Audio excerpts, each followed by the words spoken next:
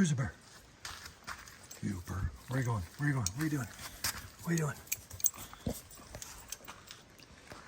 All right, mixing up my last couple barrels of bear bait here this morning. Got these two knuckleheads waiting for me to drop a crumb. So, got these three mixed up. Working on these two right here. And then I should have enough left over to make up another barrel, but I'm down a barrel right now. So I should end up with 6.5 or so barrels, maybe 7. Just throwing together my mix here. What I do is I start out in the bottom of the bucket, or the bottom of the barrel. I pour in my bear mix here. It's got a lot of different stuff in there. Some dried fruit, some popcorn, some granola. Just kind of a mix. I got some more dry granola here. So I start with that bear mix. Well, I also throw in a straight trail mix. Good stuff. Trail mix. Lots of protein, nuts, dried fruit. Good stuff. With all that, I end up mixing in my sweets. I got just picked up 5 cases of circus peanuts yesterday. I got that. I got the candy melts. Cookies, got lots of cookies, marshmallows. That barrel over there is molasses, just straight molasses. So I use that as well. Coming around here, a little bait shed here. We got more trail mix, more of the bear mix. There's enough there as I mix it to do at least another barrel and a half at least. Circus peanuts, cereals, cookies, more cookies. I got cases of peanut butter and frosting, and I don't know what these are. What is that? Shoot, I forgot what these are. Well, I should be mixing this in. I forgot about these. Forgot about these candies. Mixing these last couple barrels this morning. I haven't been throwing the candies in. We'll get those in the mix. People ask what I'm spraying. That's the stuff right there. Gold Rush. 8 ounces it's a concentrated, very concentrated butterscotch. So I'll use that. You mix it in with, it doesn't take much at all. A capful will do you. Fill the rest with water. That'll get me through the day on my baits. Usually I have a gallon jug mixed up ahead of time, ready to pour in my spray bottles. But that's stuff right there. You pay up for it. It's like $30 for that. But if you're running, if you're only running 3-4 baits, that'll easily get you through a season. Whereas if you're buying all the name brand spray bottle attractants, paying $18, $20, $22 a piece for those things, lasting you a day, I mean, that costs you a fortune. So in the long run, this is cheaper. Bought 2 of those. You can get like these here, you can pick them up. It's anise extract. You can find them on sale through the year. Pick up a few of those. Every once in a while I'll fill a spray bottle with that. I'm not looking to pay high dollars for the name brand, except for Gold Rush. Just picked this up yesterday, so I'm going to have to be mixing that in along the way with my first 3 barrels that I mixed up. Today I'm mixing all that in. What else? Licorice. Got some cases of licorice here. This is the stuff that I should have got pretty much all of. This is candy coated black licorice. You see how loose and dry it is? This is a little bit sticky, not bad at all. This stuff here, I don't know, I was in a hurry, I wasn't really paying attention. Shouldn't have got this because you have to peel like 1 piece at a time. I mean, it is stuck together solid block, which in terms of time and pulling it apart, that's no bueno right there. So get this kind of stuff. They do have the, you know, the red licorice in the chunk size. That's a lot easier to deal with than this stuff right here. The blocks, not so much. What else? What else we got here? I think that's about it. What do you think, Uper? What do you think, Uper? Huh? You're pretty gray. You're pretty gray. So that's that. I'm gonna mix up these last couple barrels. Hope it doesn't rain on me. And tomorrow it's time to get out the bear baits. But as you can see, I try not to feed them just nothing but sweets. You know, like I wouldn't want to just pump them nothing but donuts, because they're going to get sick of that. Well, after a month, they're going to start dropping you and looking for something with a little more nutrition. So I think it's important to have a nice mix. We got the sweets. You know, there could be something in there, a nut or some type of sweet that they just have to have that keeps them coming back and sticking to your bait, not your neighbor's bait, anybody else's. So they got to have the protein, though. They got to have it. They're stocking up, getting ready to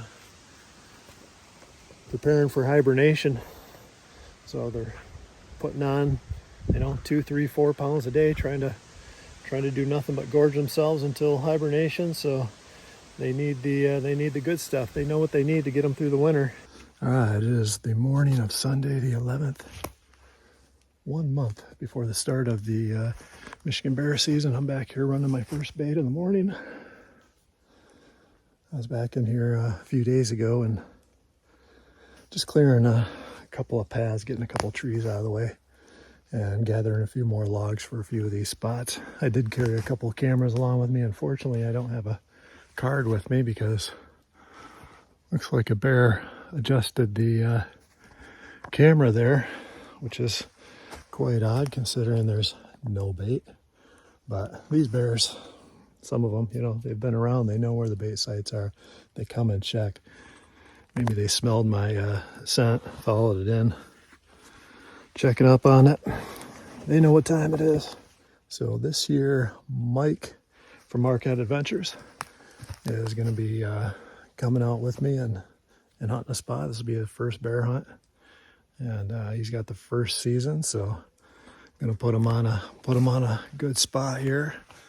And he couldn't make it today, but he's going to be doing a little baiting with me out here. Wants to get the full experience, being his first bear hunt, as well as doing the fishing thing. He's quite the woodsman, so I'm sure he'll enjoy every bit of it. And hopefully 31 days from now, we'll be sitting in the woods waiting on a big old bear. All right, we got a lot to do today.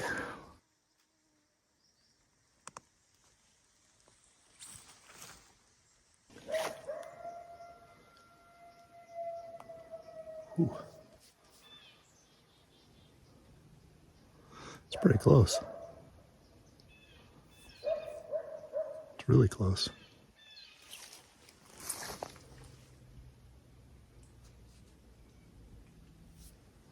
That's cool. Bait's right there.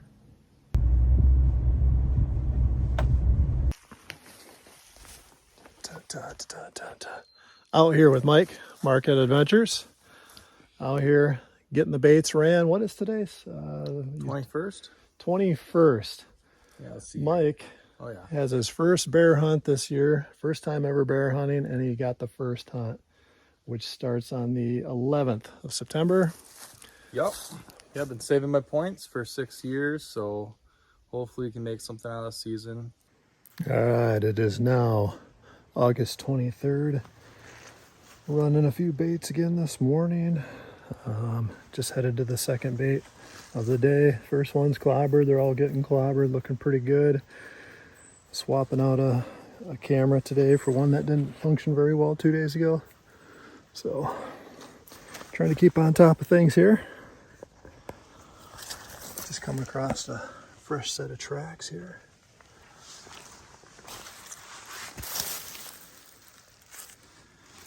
There's a smaller track there. Some scattered over there too, so sow and cubs, I would imagine. But that's a pretty big track, especially for a sow. Pretty good sized track right there. Fresh tracks in the mud. I like to, as I go by, take a little picture, a little video, and then I stomp them out. Don't need to advertise where the bears are. No offense to anybody trying to get their bear, but that's the way it is. Yeah, there's some nice tracks here. Cool.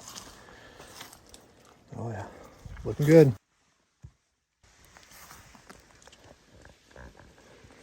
All right, it is now August 27th. Four-wheeler right there. This is the only bait I drive right back to. I come so far back in here, they know when I bait it. High ground from here all the way to the road for the most part. And then it drops back down into this thick, very large cedar swamp. So a spot they feel very comfortable with, popping out of here. I get pictures here through the years, all different times of the day. But like I say, they know when I come because they hear me come in. They hear me leave if they're anywhere nearby. So it's not unusual for them to come shortly after. But this year, just like most years, I have early morning sightings, afternoon, all different times. But I try to keep it consistent. I want to be comfortable every single time they come in. So trail, this is the most usual spot that they come in at. This trail right here, pop out right in front of the bait. You can see where they often leave more than anything. Some do come in here. Occasionally one will come from straight behind. Trail camera right over there. This here is my Gold Rush. Very, very strong butterscotch smell. So that's that. All right, I'm gonna get this bait in and get the heck out of here.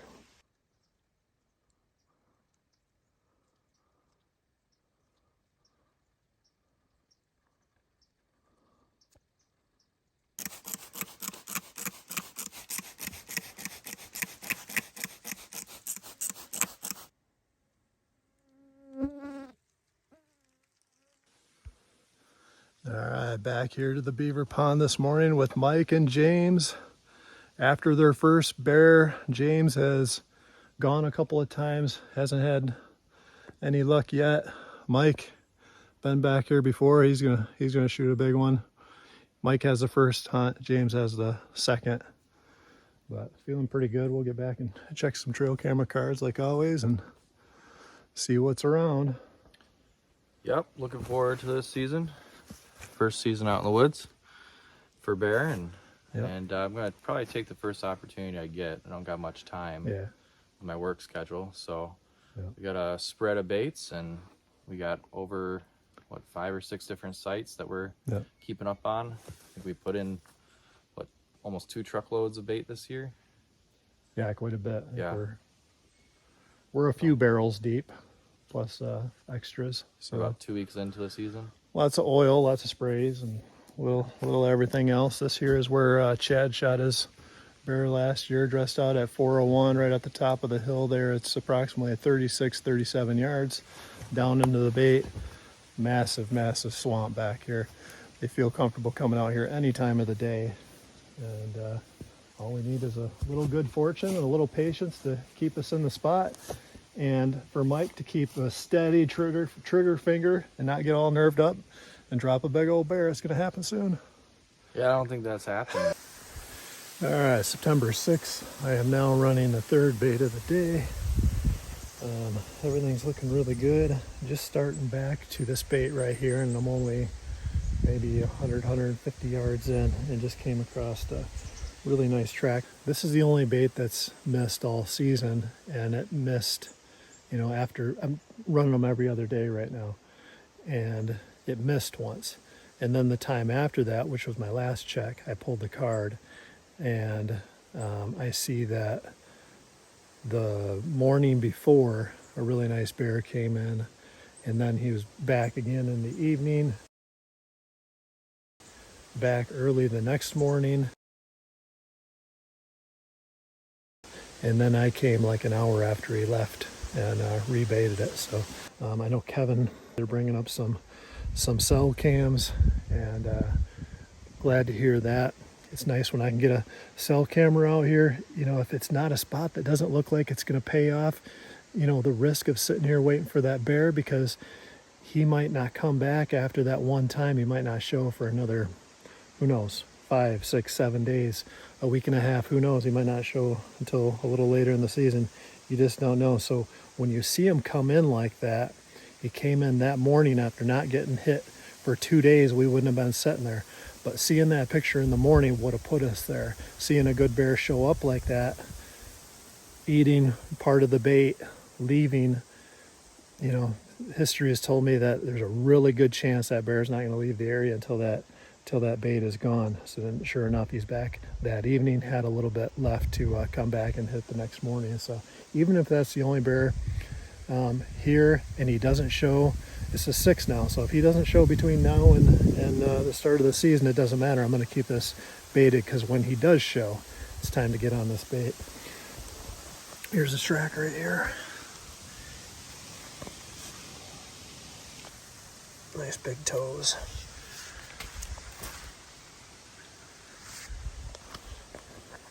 I mean, it's not a giant bear, but it's heavy. For as big as it is, it's carrying a lot of weight, so that's good to see. All right, I got a couple more baits to run after this one, so get in there and get it taken care of. It's getting close.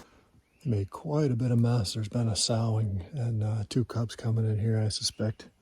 They're probably back in here. Usually when they make that big of a mess, it's the handiwork of a sow and cubs.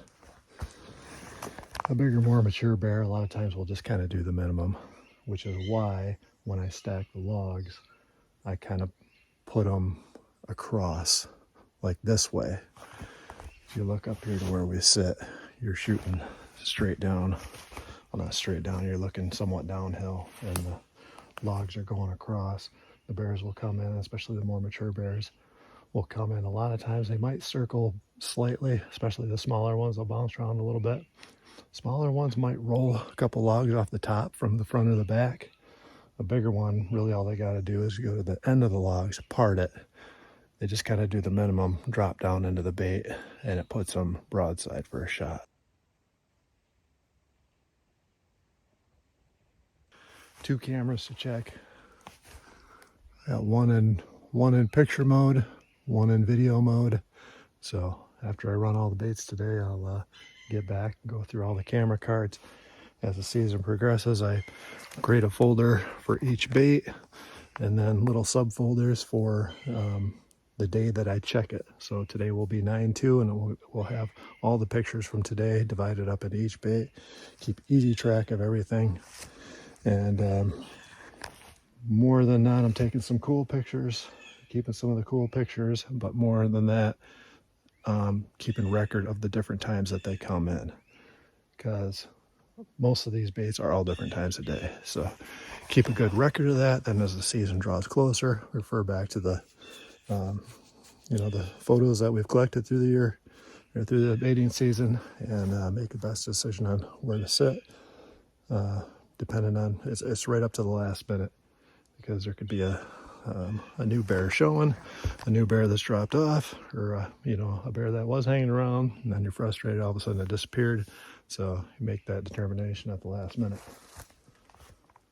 But pretty sure we'll get one off this spot here. Mike has a first hunt, so it may be here, it may be somewhere else. We just have to wait and find out. It's gonna be good.